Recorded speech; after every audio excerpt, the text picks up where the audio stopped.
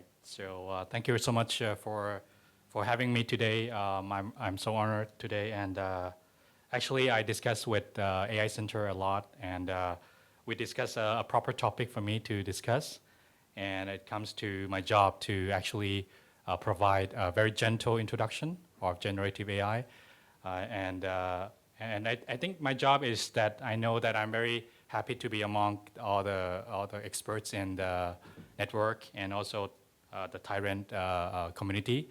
So I think my job today is probably provide our introduction, let's say, and also different milestones of generative AI, so that it can provide all the foundations for all the successful discussion today, right?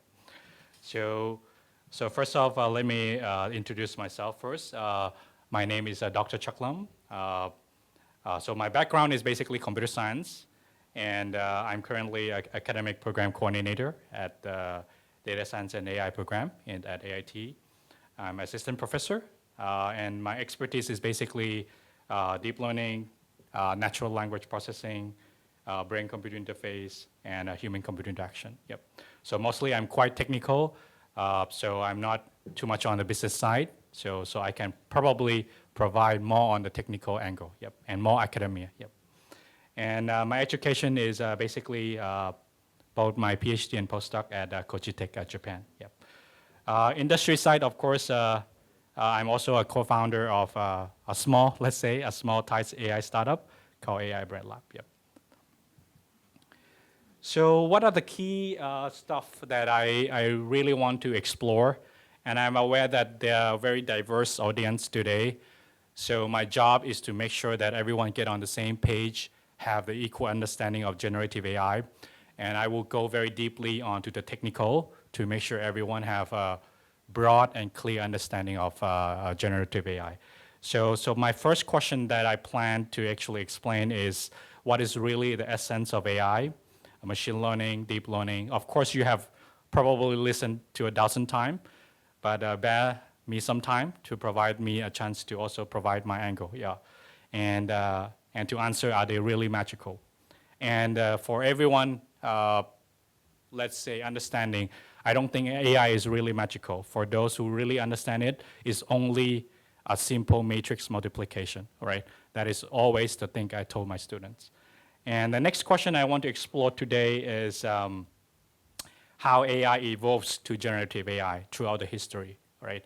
So not a lot of people actually understand all the history, so you don't really come to understand what are all the technical challenges that we have solved and what are the future opportunities, right? So that I think that is my job because I read a lot of papers. I am involved in the AI since 2012. So those are the history that I will cover from. And of course, I think today my job is also within this 1 hour to discuss about what are some remaining issues and future directions of AI. So yeah, first off, I think it's important for me to make sure I'm very clear on all these terms because sometimes they can be confusing. So AI is just a field of study, but to understand philosophically, artificial intelligence is basically a dream, right? That we want to create artificial intelligence beings. Nothing else but just y equal to mx plus b. Basically, the linear regression we have studied since high school. But it does a lot of magic. And then deep learning is still linear regression, but just stack more and more linear regression on top of each other until it becomes a huge layers. So that is deep learning.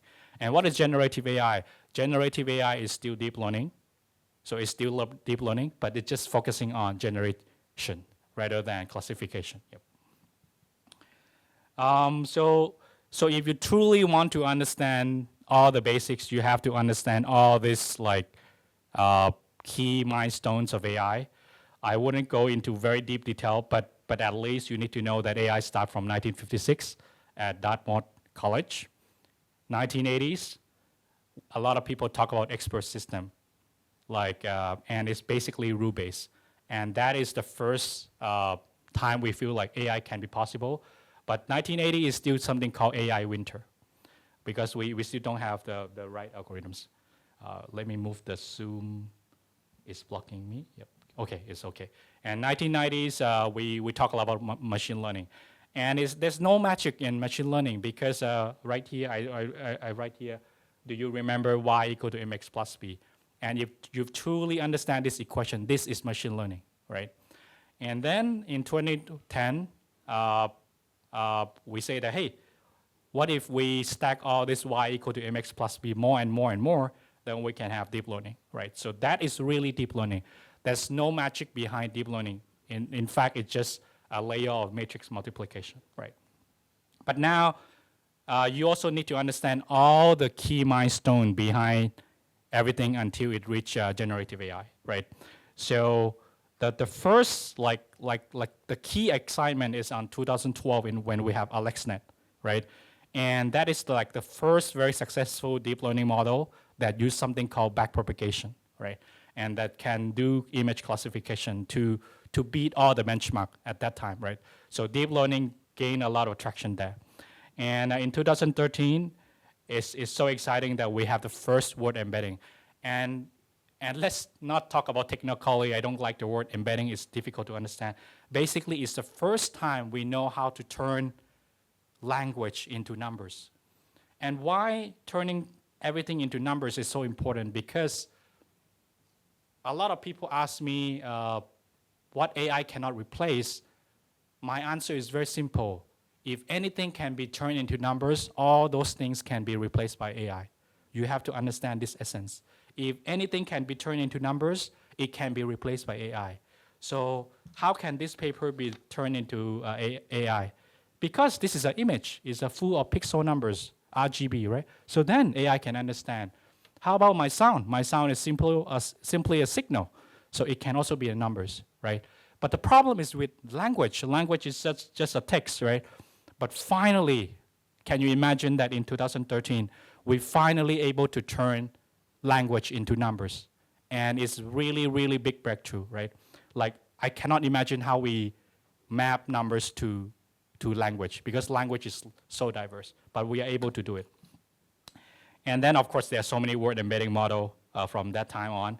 But another milestone is 2017, we have transformer. And this architecture is so powerful because of its ability to do parallel processing. This is the key. And what do you mean by parallel processing? That means the more money you put in to the computation, it can grow infinitely. And the intelligence just scale infinitely, even until now. So then that gives a lot of hope to us, and people just pump a lot of money. And even until now, it's still scaling, right? And in 2018, the biggest, like I would say this is the biggest breakthrough of all time, and that is the self-supervised learning. At back of the day, we don't really know how to combine all the knowledge in the world into the model. How? We have so many books, we have so many newspapers, we have so many internet, but how do we train a model? Well, we can label them, but we can never label all the knowledge in the world. So we don't have the why. So how? Then a very intelligent people in Google propose something called self-supervised learning, right? And that really allows us to train all the knowledge into one model. And that is the beginning of pre-trained models, right? And of course, in 2020, later on, I will introduce something called instruction tuning, which allow us to just one task train all tasks, right? So that is really the pinnacle of instruction tuning. And nowadays, of course, so many pre-trained models. We don't train model anymore. We only zero-shot model or fine-tune model. There's no chance for us to pre-train because it's just too costly, right? In terms of cost, I don't think it's justified. So yeah, just go briefly to expert system, 1980. This is really the time of AI winter, and it's not really easy. Everyone is struggling, but no success, simply because we don't have GPU, and our CPU is very weak, and algorithms is very weak. We're still working on algorithms, right? And those are the time in which in computer science, I think everyone know the book Data Structures and Algorithms, right? And that book is basically we are studying at that time, right? And we also don't know how to use data at that time. But really the first success is by the DOT expert system, and it's focused on military planning and logistics. And yep, military have a lot of money, so they pump a lot of money, and they found that, hey, it's possible if you define a well-described problem, right? Then you can have this kind of expert system. But what expert system is expert system? It takes a lot of maintenance and is entirely rule-based, right? And at that time, we still don't know how to use data. So we still don't understand why data, yes. We only understand the rule, yep. So basically, for those who don't really understand expert system, it's just if else, yep. So now we come to the era of 1990 to 2010. So machine learning, it really stands the time, right? From 20 years is just machine learning, right? For those who don't really understand machine learning, I'm sorry that I bring this very elementary level of things, but I think it's always good to go back to this kind of foundations, right? To really understand what is machine learning and go back to understand why data is so important, right? So let's say I have a lot of dots, right? All this is the data I collected across months, right? And I have only one question, that is, in month 16, what is the number of infections, right? That is the questions I want, right? So how do I answer? It's simple. You just need to write y equal to mx plus b, and there are two parameters, m and b, right? So there are two parameters. But right now, ChatGPT has how many parameters? 175 billion parameters. So, but that is the same m and b I'm talking about. So there's nothing difference between this line equation and ChatGPT, but just more m and b, right? So if you truly understand this line, you will understand everything else. There's nothing magical, right? So you may say, if I get this line, what else? Then you can answer the question mark that I put it here that, hey, if I estimate the number right here, you can see that it should be roughly, let's say, 9.5. So that is the magic of prediction, right? And you don't have to understand anything else. This is really the core of machine learning, right? Of course, there's something called support vector machine, principal component analysis, and random forest, but all of them are basically based on the same principle, and this is the principle, right? And why this is so interesting, even though this sounds so simple, this is something we learned in high school, but this is the first time we really know we can use data for better prediction. Like, then people start to think about big data. At this time, we're already talking about big data, but it does not happen until 20 years later, right? But no one knows what is big data. But people, I mean, the economists, they just see this and they say, wow, big data. But we don't have big data. But we know that data can be used for such purpose, right? So of course, during this time, there are three terms that you must know that is invented during this time, not now. And there are three terms that you must know, and that is supervised learning. And the idea is very simple. It learns from examples. That is really the core essence. It learns from examples. And these examples, we have a term called training data, right? And when we want to ask what is my answer, we call this the test data, right? So that is really the pinnacle or essence of supervised learning. Of course, sometimes we call the training data X, and we call the features X and the labels Y, and this consists of the training data.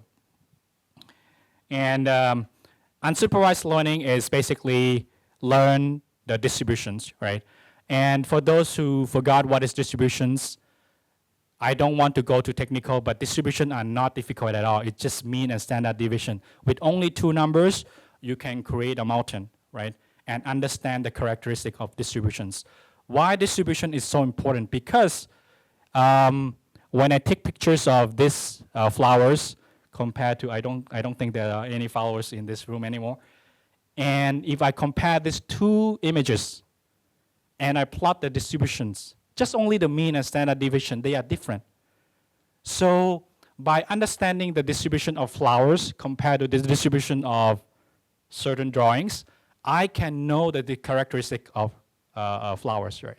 So that is like very magical, but it's so simple, right? I just need to know these two numbers, mean and standard deviation. But of course, when it's three-dimensional, the standard deviation becomes covariance, then the mean becomes a multi-dimensional mean, right? So, but anyway, So unsupervised learning is just learning from observation. You don't have the label, right? And in fact, generative AI is just a form of unsupervised learning. Why? Because in order for you to draw a picture, you have to understand the characteristic of the distributions, right?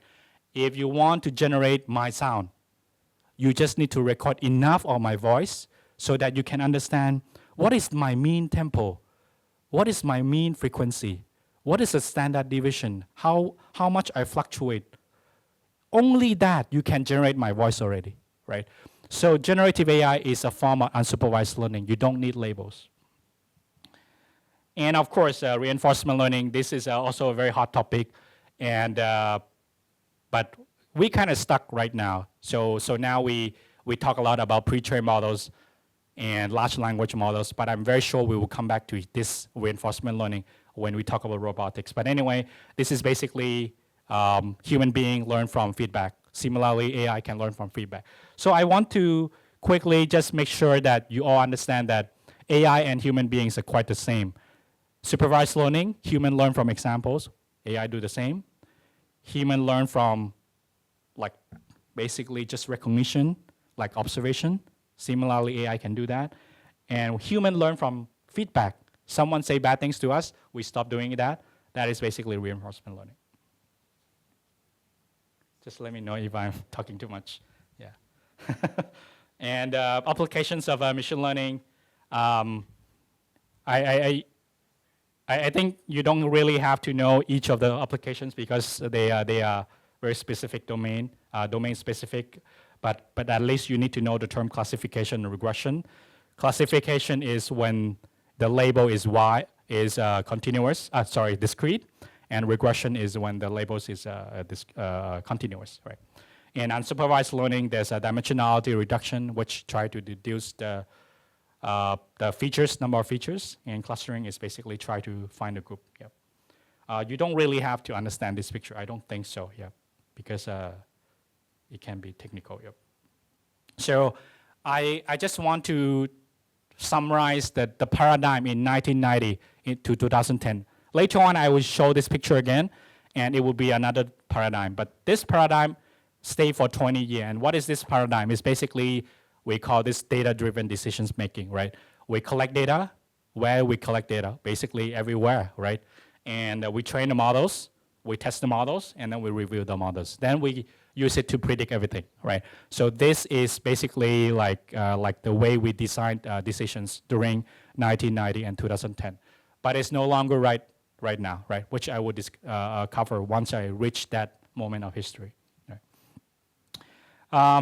So in 2012 and until now, we are still in deep learning era. Please don't think that large language models or transformer are not deep learning. We are still in deep learning, and we haven't gone beyond anything else but deep learning, right? There's no such thing as very deep learning. It's just deep learning. Yeah. So of course, this picture looks very confusing to me when I started learning AI 20 years ago, and people always told me like we try to copy how the brain works to how AI works. But basically, if you look at this picture, everyone would know that basically to get Z, you just do x0 times B, x0 plus x1 times W1 plus x2 times W2 plus xn plus times Wn plus B, right? Basically, just a linear combination, right? So what is so great about deep learning? You can do this many times. And this is simply linear regression, right? And this is just deep learning. That's it, right? So there's nothing magical about deep learning, but just linear regression one time. Maybe you just have some activation. By the way, you can imagine activation is just simple function of transformation, right? Like just sigmoid, like very simple. And then you can do this one time again, and then activation function again. Why you cannot do this linear combination multiple times together without the activation function? Because without the activation function, any combination of linear combinations are equal to one combination. So you need to have an activation function in between, right? So that is really the idea of deep learning. There's nothing magical, and I would say that is also the fact why deep learning is so successful, because it's so easy, right? So yeah, it's basically that equation, and it's very easy. And so now provide some more overview why that stacking layers work, right? So usually, let's say you have, I think this picture makes more sense, right? So let's say you have some images you can input into the layers, right? Maybe the first linear combination try to extract all these edges, right? But if you stack more layers, it basically combine all the features, right? So maybe this and this and that and that and that combine into this parts, right? And slowly, through layer, it can understand the different perspective of images, right? So based on this, it automatically do all this feature engineering for us, and then can do magical classification for us. So that is really the essence of deep learning, right? And what is so magical about deep learning, that is it can scale infinitely. You can stack infinite amount of layers. In fact, in Transformer, I think they have 100 some layers, and you can keep stacking, but why they stop stacking is because of the cost, right? And I don't think there's any other form of knowledge that require like infinite amount. So, but anyway, theoretically, it can scale infinitely, right?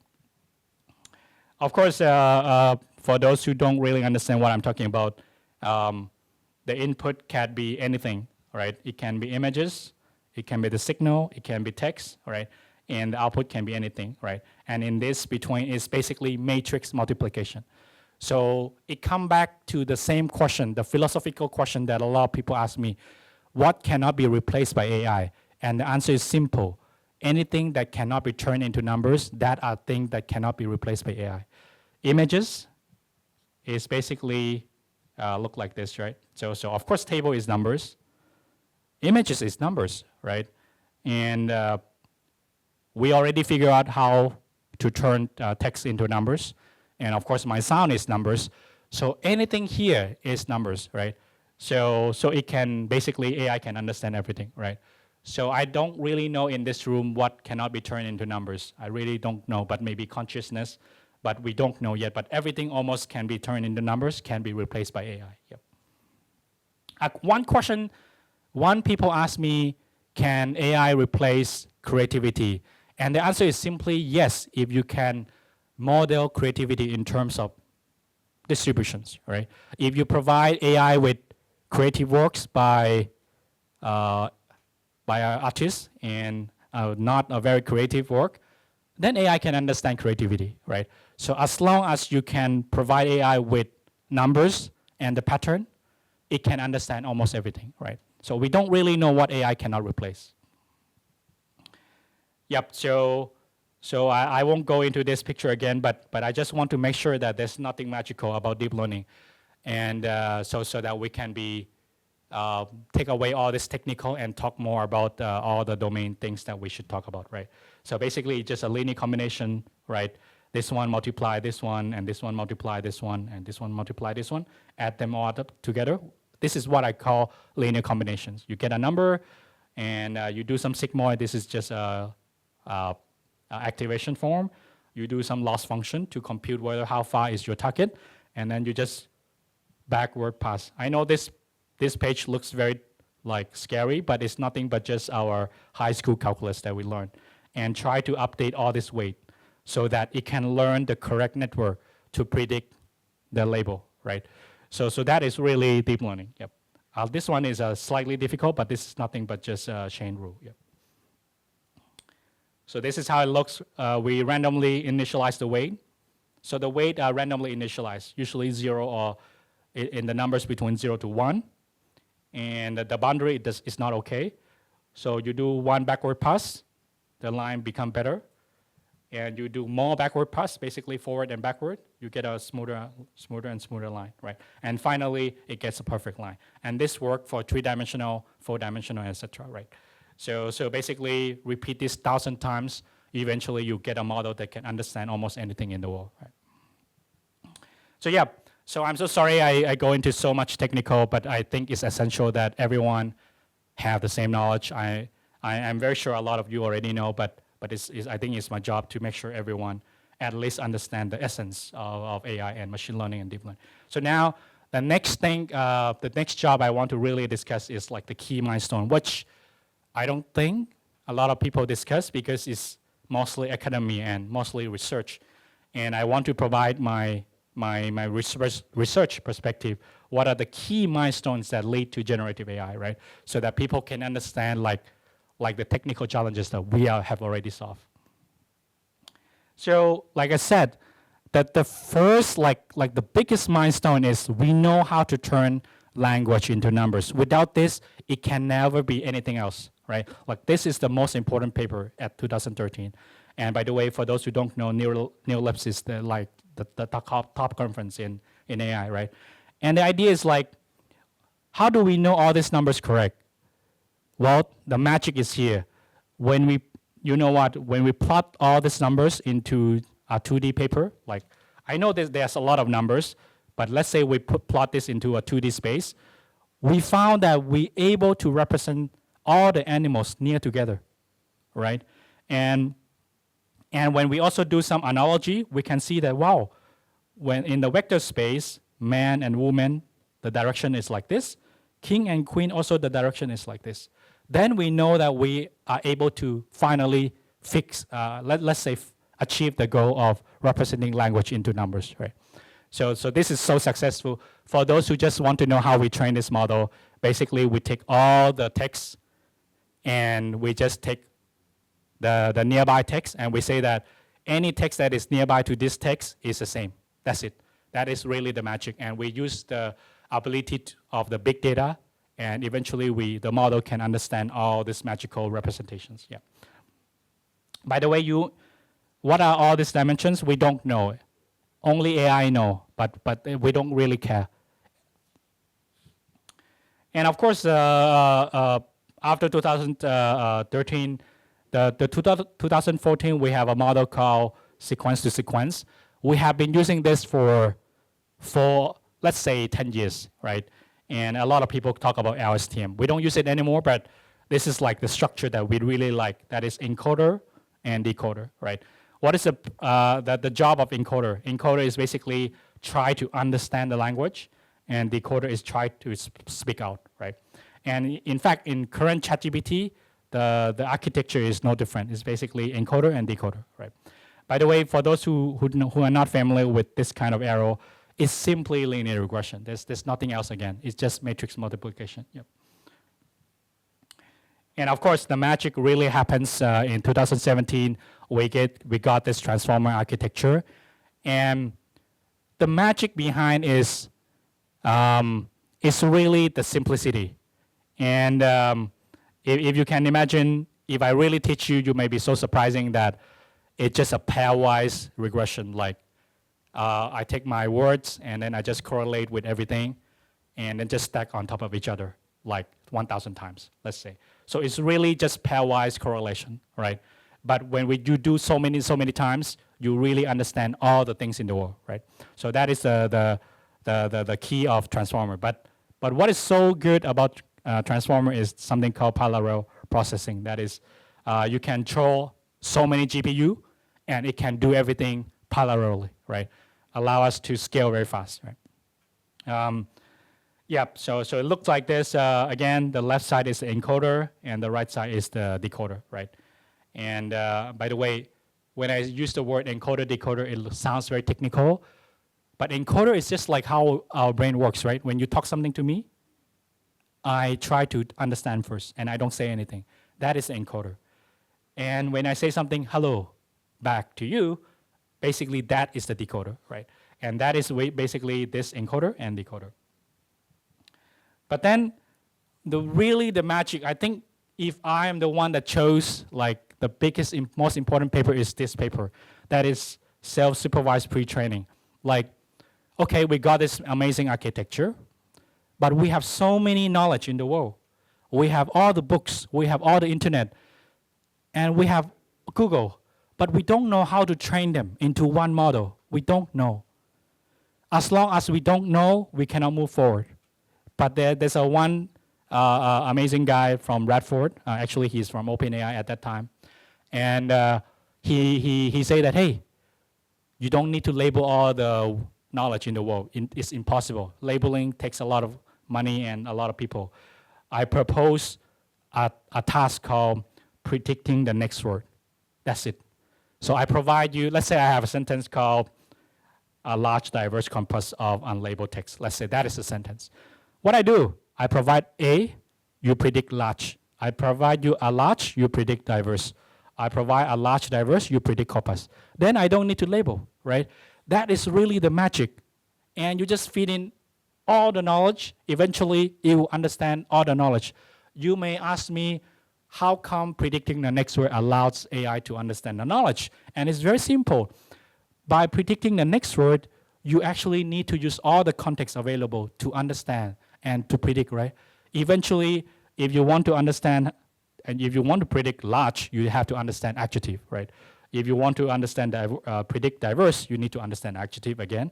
And if you want to predict the word corpus, you need to understand what are things that can be large and diverse, right?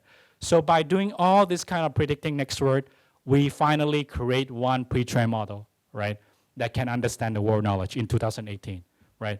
And by the way, that model is called FLAN, F-L-A-N. It's not so popular, but yeah, it's good to know that that is actually the first model, right? And one more thing that Radford mentioned is that you don't really need to use the encoder, and you don't really need to use the you don't have to really understand what is this cross attention, but basically it just cuts more things and just use the decoder, right? So the architecture is even simpler, right? So that you can train faster, right? So I think this paper is like really, really important, right? Of course, now I come back to this picture. Nowadays, the paradigm change. We don't train data. We don't like train model ourselves. Some big companies, they just train the pre-trained model for us, right? And it's just too costly, and it does not make sense economically for us to pre-train model, right? So there's so many pre-trained models, and you can download it for free or commercial, right? And our job as a university professor or company or whoever, you only do two things. You either do something called zero shot. For those who don't know what is zero shot is basically what you use for prompting. You basically just talk to ChatGPT. That is called zero shot. We don't use the word prompt. We use actually the right word we call is zero shot, right? And if you don't feel it's working well, you can fine tune, right? And of course, you can benchmark. This is another field of study. You need to basically know how to evaluate your model and then monitor the performance. So this is like the paradigm right now, right? The pre-trained paradigm. And I don't think it will change very soon. Yeah. But of course, there's still a lot of history going on in 2020. Finally, OpenAI say that, hey, you know what? This paper proposed self-supervised learning, and it can put everything into one model, and it's amazing, right? But it did not do anything else. But GPT-3, this paper is so amazing. Why? Because they test with first maybe I don't know what they test, but they first test with 30 billion, and they only zero shot, and it found that it cannot answer. They add to 60. I don't know how they add. Maybe they add to 60 billion, it cannot prompt. They add to 100, it cannot prompt. But the moment they add to 175 billion, they found that it can zero shot. Like this is also another breakthrough, right? It can found that you can actually encapsulate knowledge into a model if the parameters is enough, right? So this is a really, really another key paper in 2020. Yeah. Of course, in 2020, a lot of people also talk about retrieval augmented generation. So you need to understand the problem of this model, right? This model is basically you can call world model, universal model. It knows everything, but at the same time, it knows nothing, because it knows everything, but it does not know you. It does not know your business. So there's a lot of chance that it can hallucinate because it can talk a lot of things. Because a lot of people ask me, can we fix hallucination? It's impossible because all of this is probabilistic. So hallucinations can never be fixed. It can only be, let's say, addressed or minimized, right? So what is RAG? RAG is basically simple idea. You have the world model, but before the world model answer, it go retrieve some knowledge from a database, and then take that as a prompt, and then answer based on that additional prompt, right? So that is really the essence of RAG, right? Even though the name looks very difficult, basically that is that. But what is the challenge? The challenge is your database have like million entries. You probably cannot add all those into your prompt. Your prompt would waste a lot of money. Actually, basically you exceed the token. So you have to choose the right entry. That is really the challenge that we cannot fix even right now. We don't know how to retrieve the right entries to the prompt, right? There's no way currently. We use something called dot product. For those who know Fourier transform, dot product basically find the similarity, but that is the only way we're currently using, as it's not perfect. Yep. Of course, in 2021, people say that, hey, maybe we can train something called multi-model model, yes. And what do I mean? Basically, you can cross. If I can turn text into numbers, if I can turn image into numbers, why I don't cross them so that they are in the same number space? I hope you understand. That is, before 2021, the text, the language have its own numbers, space. When I say space means this number means this language. Image as also is a number space. That is, this number means this image. But no one has merged this number space into one number space, right? And this is really the challenge of multimodality. And Radford again, the person who proposed it 2018, I think he is just a genius. And he proposed a paper called CLIP. And you don't really have to understand. So on one side, he sent the text, and on one side, he sent the images. And basically, he wants to make sure that the diagonal is maximized. Why the diagonal? Because he knows that the first image is paired with the first, second, and the second is paired. Basically, they are the same pair. So you just maximize the probability of this. Then finally, the model can understand the same space, right? And it's very successful. You'll be so surprising that if you provide one image, it can give you the caption, right? So very, very successful at that time. This is really the another magic in 2022, and it's called instruction tuning. And what is instruction tuning? You have to understand, because this is the technique right now people are using, right? For those who are in the industry, you need to know instruction tuning, RAG, and reinforcement learning. These three techniques are used together to create modern models, right? What is instruction tuning? Basically, instruction tuning is basically X and Y. The instruction is X, and the Y is basically the answer. But why is so magical? Because you can train all tasks in this format. One format, you can train translation, summarization, common sense, anything. So it's so good because if I want to create a data set, I just use this one format, I train all tasks. So instruction tuning is also one more technique that you need to know. Nowadays, we don't use something called fine tuning. We use only instruction tuning. Yeah. And of course, another big paper, and that is InstructGPT. I won't go into detail, but in 2022, in ChatGPT, what does it combine? First, 175 billion parameters is scaled so much. Number two, it basically used what I have discussed just previously, instruction tuning. And number three, human feedback. It learns from human feedback what human likes. So there are three things ChatGPT 3 do. I will say again, first is instruction tuning. Second is learn from human being. And third is it scaled the number of parameters to 175 billion. These are the three breakthrough combined into ChatGPT 3, right? And of course, Whisper, Whisper is a generative model focusing on speech.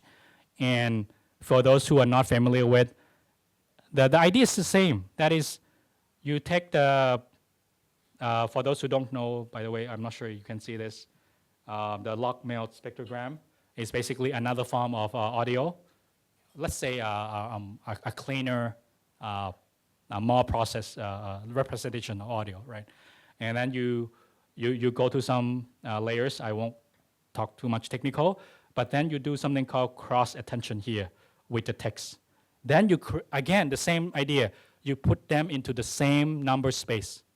Then you have a multimodal understanding of English, audio and language, right? So that is really the idea of a Whisper, right? And if I'm not wrong, last time I talked with ChatGPT, I have so fun with the voice-to-voice capabilities, and Whisper is probably the engine behind. Yep. By the way, when you see self-attention here, self-attention is basically pairwise correlation. MLP is just linear regression. So there's nothing magical, but the magical thing is you can do this so many times until it understands everything, right? And because everything is so similar, like it just block, that is the power of parallel processing, right? That you can actually say that, hey, this one you do, the first GPU do this, the second GPU do that, right?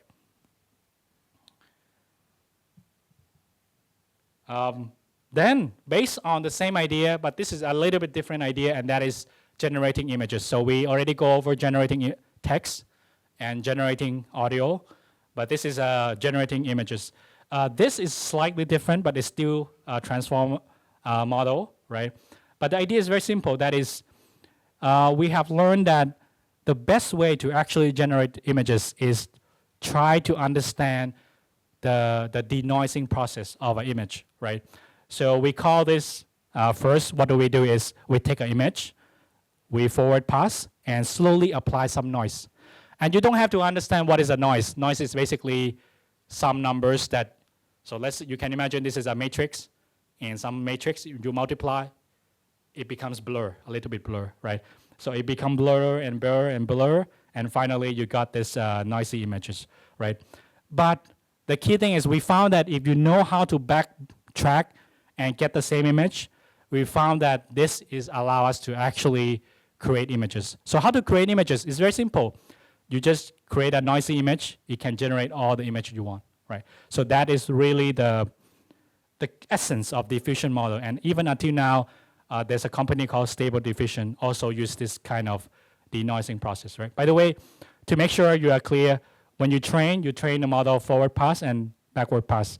But when you use the model, you actually only do the backward pass. That is, you just create a noisy image full of noise and then just go it backtrack. You can always get a unique image, right?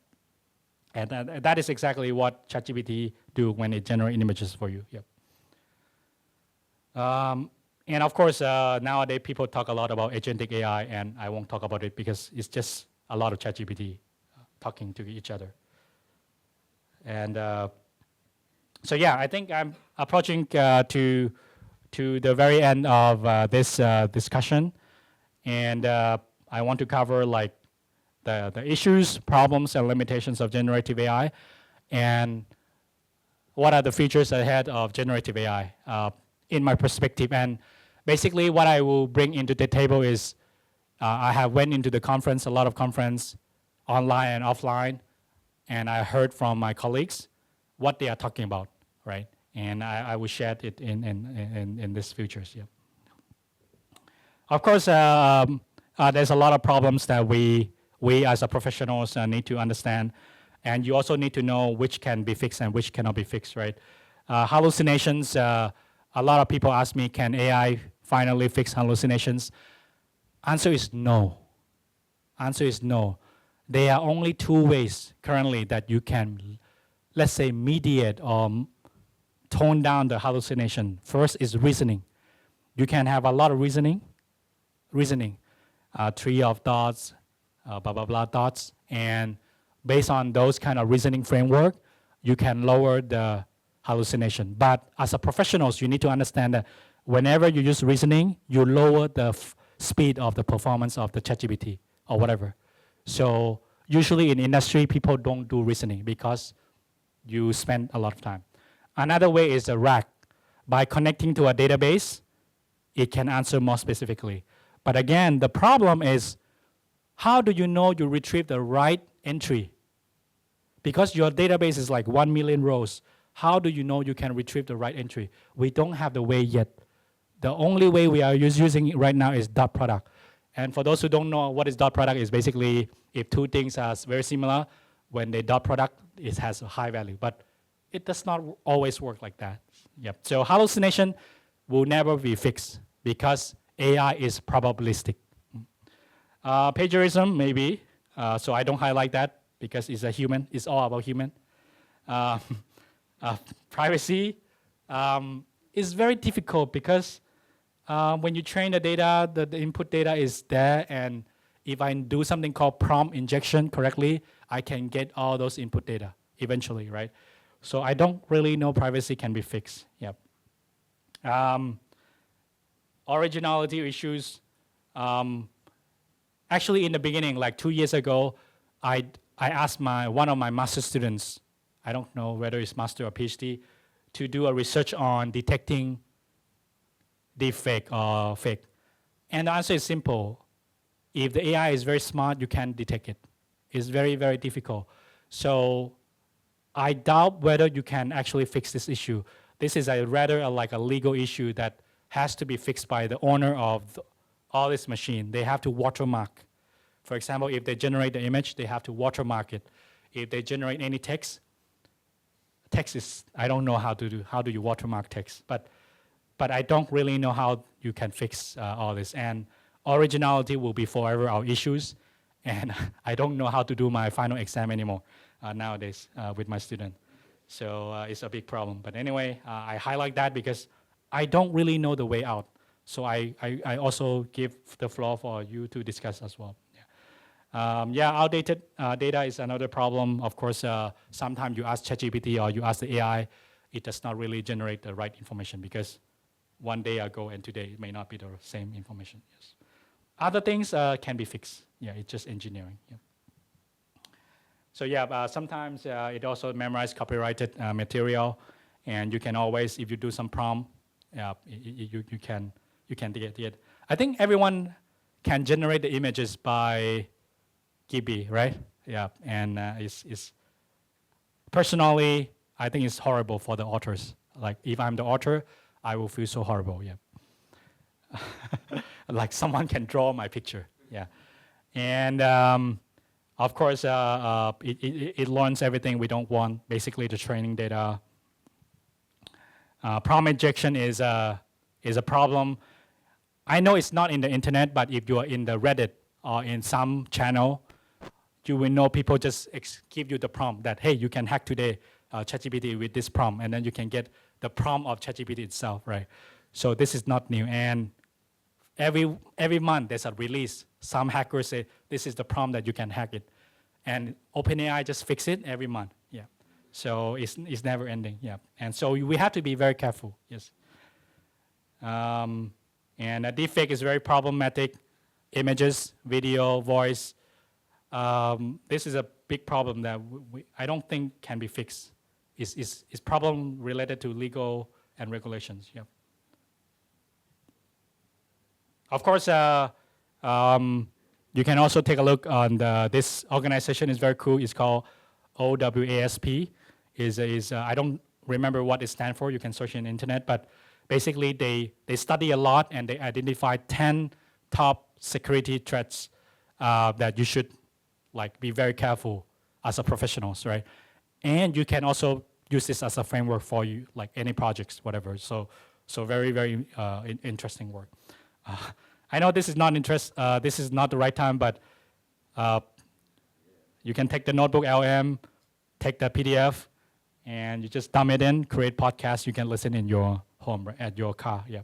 So then you can understand all those. I'm not sure this is workshop, but I really like notebook LM. You can put the PDF, and then it can generate the mind map podcast so that I can listen at my car because I don't have time to study all this. So I just put all the 10 PDF, I tell it to generate 20 minutes podcast. I put it in my car, and I just listen 20 minutes. So it saves a lot of my time. Yeah. I'm not sure that is the right way. Maybe I will miss a lot of details, but at least I don't have time. Yeah. So this is maybe. Okay, still on time. Yeah, I have maybe let's say 15 more slides. So AI governance. I don't think I'm the right person to talk about because I'm an engineer, I'm an innovator. I'm not sure really I violate some of this sometime. Maybe I should invite someone else to talk about this. But anyway, since I talk about introduction, it's my job to lay down the foundation. And there's so many things that you need to know as an engineers that these are the things that people are talking about. And these 5 things are actually based on the EU.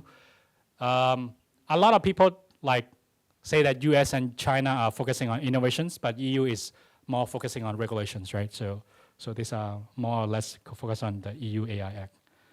So transparency, the philosophical question is if your AI recommended firing an employee, can you confidently explain why?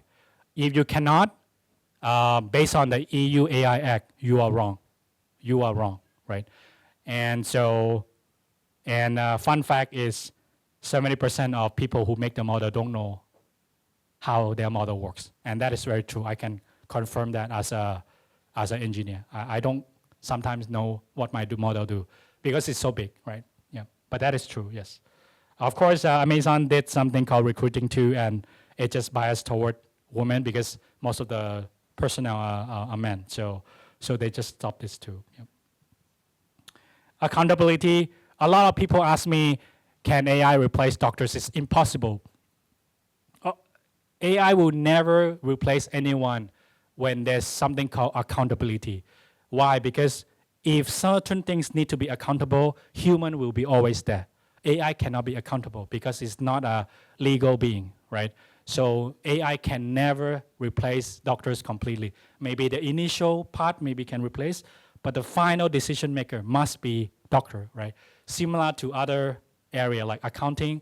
I know accounting is very routine, but finally there must be a company that certify the audit process, right?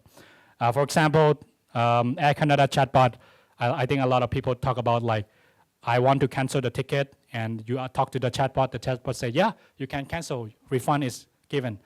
But when she talked to Air Canada, no, we don't do that. So it becomes a really big case and go to the court. I don't know why this kind of small thing become a big case, but eventually the lady wins, right? Another case is I know we don't have self-driving cars in Thailand. I hope we have, but we don't. But in US, there's something called Uber self-driving car in certain region, and it hit some pedestrian. And so people ask, who are wrong? There are 3 parties: the people who make the AI model, the Uber, the people who host the model and the car, and the pedestrian. Maybe the pedestrian just isn't careful. So finally, a lot of discussion, and finally the verdict is Uber. Yep. And so the people who create the AI model say that, hey, I don't know the context. I only know that through my internal test, it's 100%. So we don't know how Uber is. So Uber need to take all the accountability. Yep. Fairness, yep. If you AI cannot explain fairness, it's also wrong according to the EU AI Act. So you have to be very careful. Right. This is a similar case. All this Google, they try to do the bonus and salary increment schedule using AI, and it's a disaster. So they never go back right now. Voice deepfake also an issue. And sustainability. This is an issue that I don't have answers to everyone, and even my colleagues are talking about it. And there's always 2 camps, and no one is right, no one is wrong. One side, AI is just a tool; it can save the world. At the same time, we have to find some balance, right? So, but anyway, I just want to tell you that training GPT-3 just one time, not the whole model, okay? Just one time, it takes energy of 120 US home, turning air condition all the time, right? So the amount of energy it uses is enormous. It's enormous. Yep, I'm ending. He's looking at me. So the future of generative AI, there's so many things. I know I can list like 10, but probably I would list like 3 things that my colleagues talk a lot about in this area. And the first is like, it's very clear that in this 5 to 10 years, by the way, you have to understand where is now. Now is we already create large language model. We already beat it. We already create them. We know already create the brain. So we achieve the goal of AI only one part. That is the brain. We know how to create.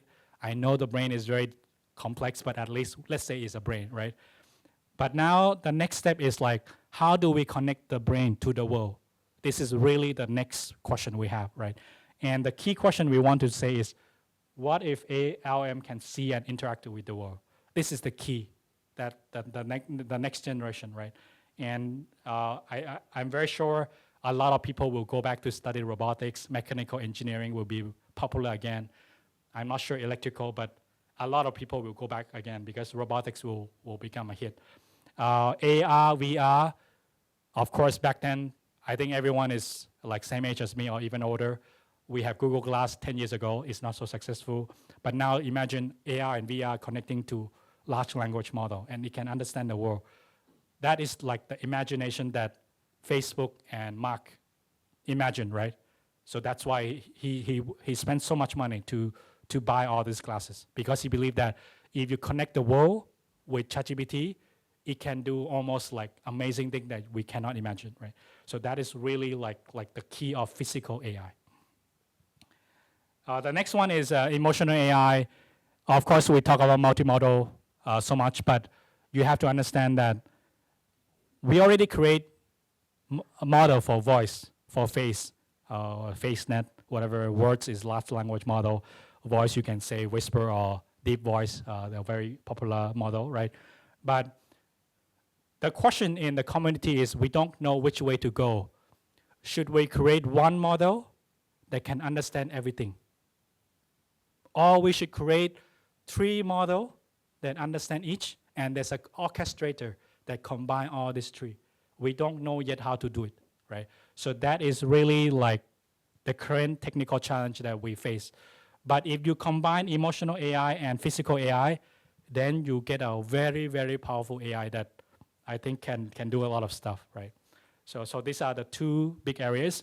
And lastly, in the area of like new libs, ICML, they are already talking about like from multi-agents.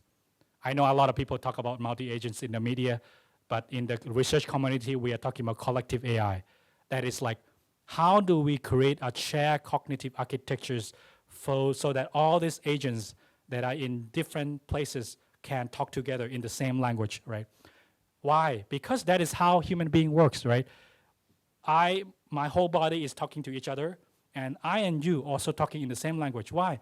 Because we are all human beings having the same cognitive architectures. So we must invent this so that all these agents can talk together and create something called collective intelligence that can solve very difficult problem in the world, right? So that is like the 3 things that I heard a lot from colleagues. Yep. I know there's a lot of things like quantum computing, but I will skip those. Thank you so much. Yeah, I hope I. Yes. Thank you so much, Dr. Chaklam.